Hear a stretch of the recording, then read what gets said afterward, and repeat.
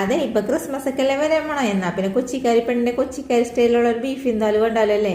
പിന്നില്ലേ ഈ ബിന്നായിരിയൊക്കെ ഒഴിച്ച് ചട്ടിയിലിട്ടൊക്കെ വേവിക്കണ ആ പരിപാടി ഒന്നുമല്ലടാ. നമ്മൾ എളുപ്പത്തിലൊരു ബീഫ് എന്തായാലും ആണ്, എല്ലാവർക്കും എളുപ്പമല്ലേ ആവശ്യം. എന്നാ പിന്നെ ദാ പിടിച്ചോ, ഇതേപോലെ ബീഫ് കഷ്ണങ്ങളാക്കി എടുത്തിട്ട് കഴുകി വാരി ഊറ്റ പാത്രത്തിൽ ഒട്ടും വെള്ളമില്ലാതെ വെച്ചിട്ടുണ്ടായിരുന്നു.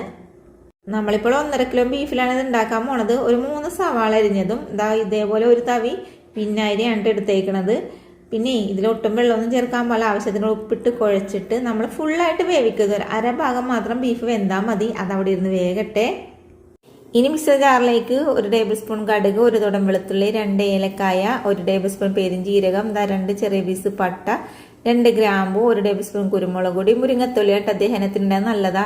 ഇതേപോലെ ഒരു തവിയിൽ വിനാഗിരി എടുത്തിട്ട് അരച്ചെടുക്കണം കേട്ടോ. ഒട്ടും വെള്ളം ചേർക്കാൻ പോലെ. അപ്പോഴേക്കും നമ്മുടെ ബീഫൊക്കെ ഇവിടെ വെന്തിട്ടിട്ടുണ്ട്.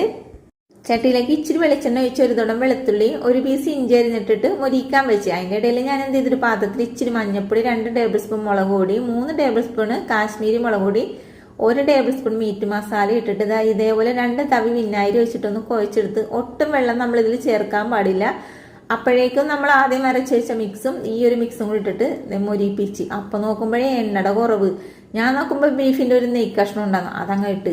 ആരും ഒന്നും ചേർക്കാറില്ല കേട്ടോ ബീഫ് എന്തായാലും നെയ്യൊന്നും. പക്ഷെ ഞാൻ എന്ത് ചെയ്ത് അതങ്ങോട്ട് ചേർത്ത് എല്ലാം കൂടി ഇളക്കി കൂട്ടിച്ചിരി വേപ്പിലേക്ക് ഇട്ടിട്ട് മൂടി വെച്ച് കൊടുത്തിട്ടാ. ഇടയ്ക്കിടക്കൊക്കെ മൂടിയൊക്കെ തുറന്ന് ഇളക്കി കൊടുത്തേ. നമ്മുടെ ബീഫിന്നെല്ലാം ഇവിടെ സെറ്റ് ആയിട്ടുണ്ട് കേട്ടാ.